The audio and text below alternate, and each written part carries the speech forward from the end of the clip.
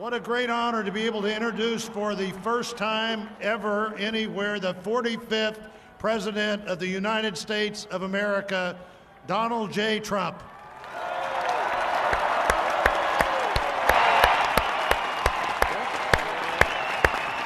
I get that one right, Tony?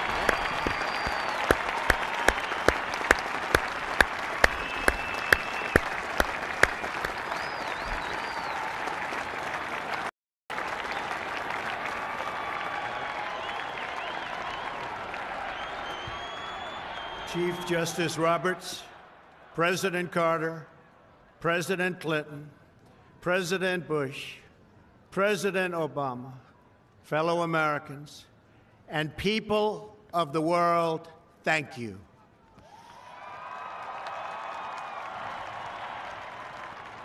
We, the citizens of America, are now joined in a great national effort to rebuild our country and restore its promise for all of our people. Together, we will determine the course of America and the world for many, many years to come. We will face challenges. We will confront hardships, but we will get the job done. Every 4 years, we gather on these steps to carry out the orderly and peaceful transfer of power. And we are grateful to President Obama and First Lady Michelle Obama for their gracious aid throughout this transition. They have been magnificent. Thank you.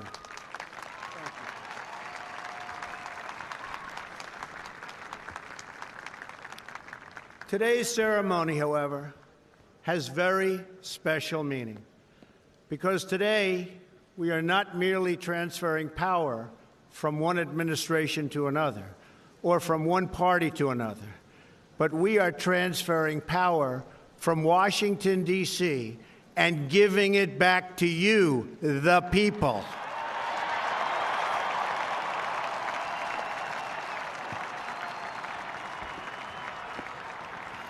For too long, a small group in our nation's capital has reaped the rewards of government while the people have borne the cost. Washington flourished, but the people did not share in its wealth. Politicians prospered, but the jobs left and the factories closed. The establishment protected itself, but not the citizens of our country. Their victories have not been your victories. Their triumphs have not been your triumphs. And while they celebrated in our nation's capital, there was little to celebrate for struggling families all across our land.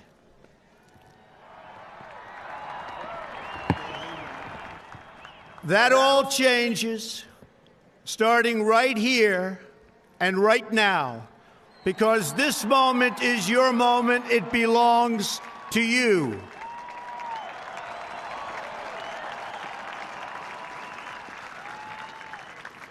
It belongs to everyone gathered here today and everyone watching all across America. This is your day. This is your celebration. And this, the United States of America, is your country.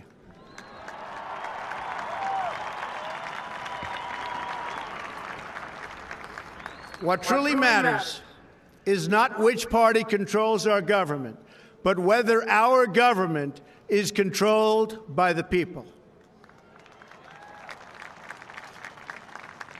January 20th, 2017 will be remembered as the day the people became the rulers of this nation again.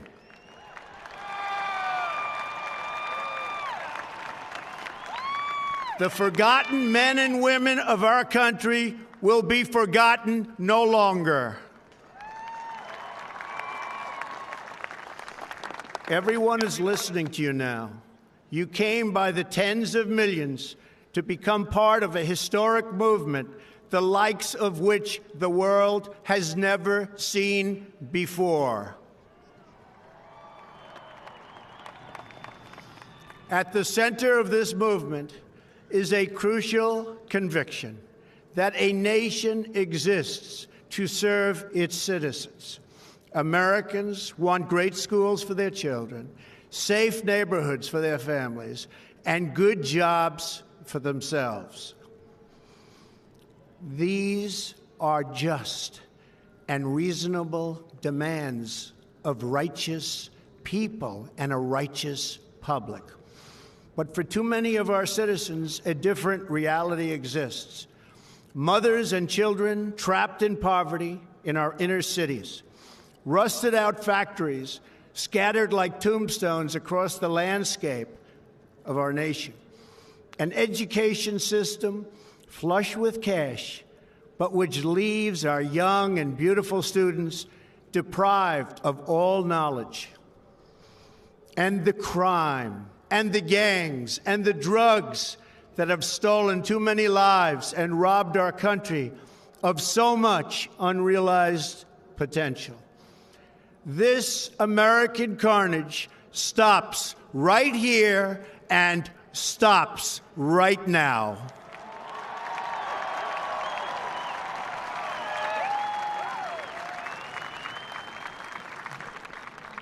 We are one nation, and their pain is our pain. Their dreams are our dreams, and their success will be our success. We share one heart, one home, and one glorious destiny. The oath of office I take today is an oath of allegiance to all Americans.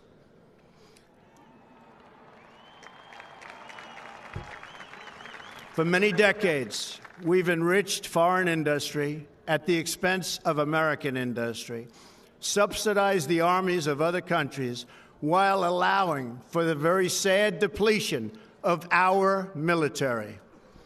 We've defended other nations' borders while refusing to defend our own.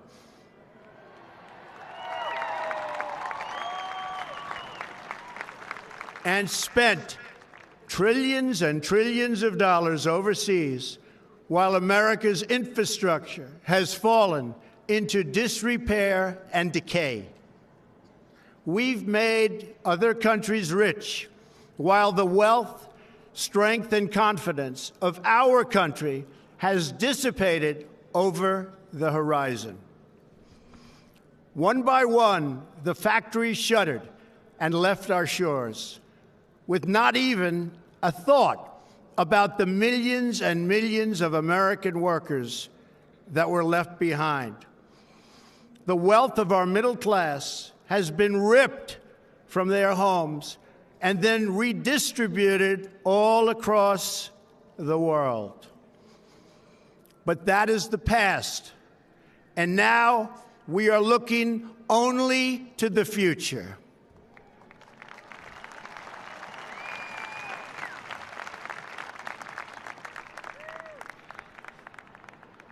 We assembled here today are issuing a new decree to be heard in every city, in every foreign capital, and in every hall of power. From this day forward, a new vision will govern our land. From this day forward, it's going to be only America first. America first.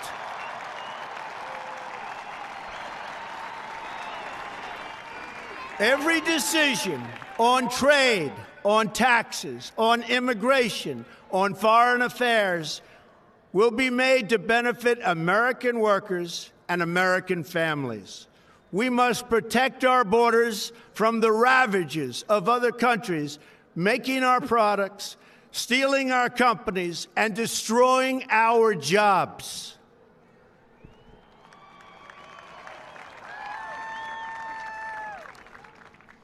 Protection will lead to great prosperity and strength. I will fight for you with every breath in my body, and I will never, ever let you down.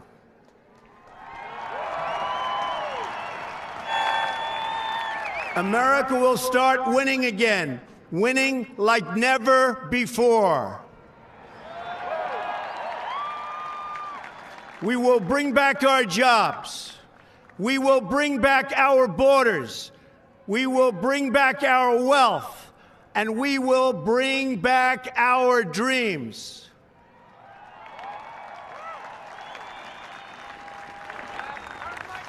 We will build new roads and highways and bridges and airports and tunnels and railways all across our wonderful nation.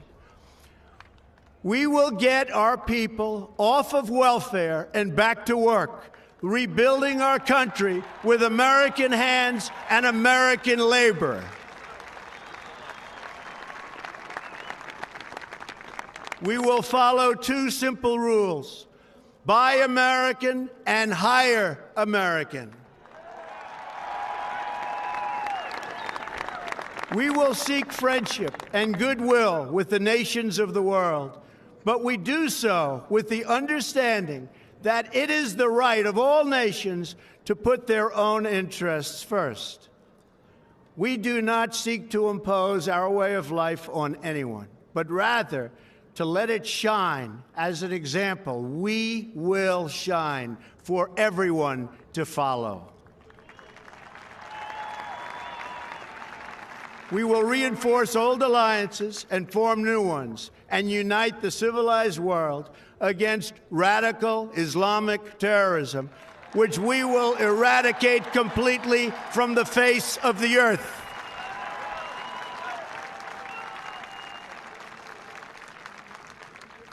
At the bedrock of our politics will be a total allegiance to the United States of America. And through our loyalty to our country, we will rediscover our loyalty to each other. When you open your heart to patriotism, there is no room for prejudice.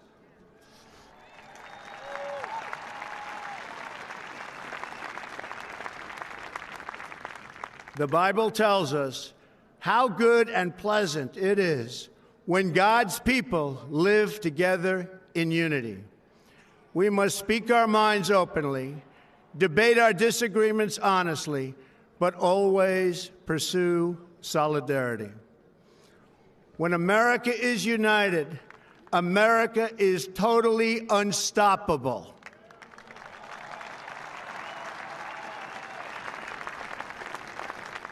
There should be no fear. We are protected, and we will always be protected. We will be protected by the great men and women of our military and law enforcement. And most importantly, we will be protected by God.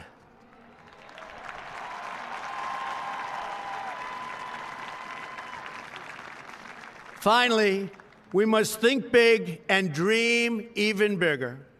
In America, we understand that a nation is only living as long as it is striving.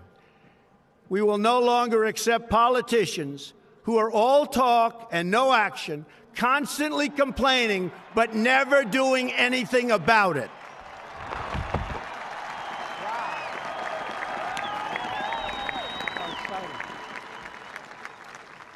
The time for empty talk is over. Now arrives the hour of action.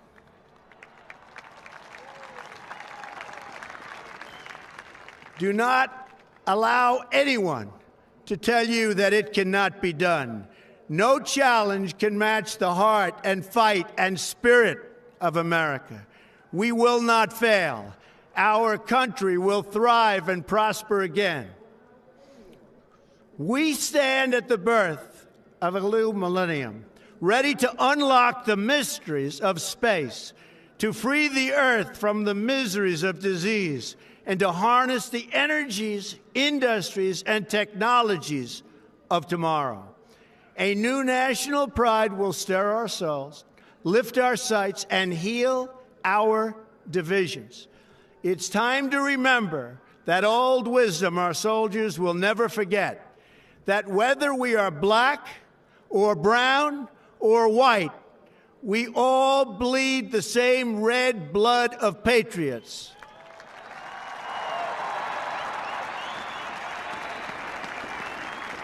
We all enjoy the same glorious freedoms, and we all salute the same great American flag.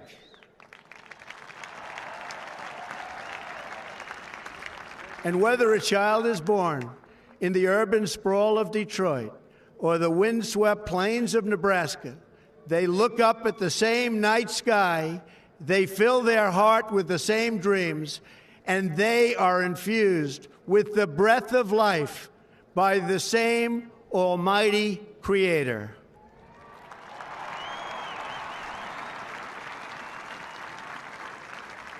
So to all Americans in every city, near and far, small and large, from mountain to mountain, from ocean to ocean, hear these words: you will never be ignored again.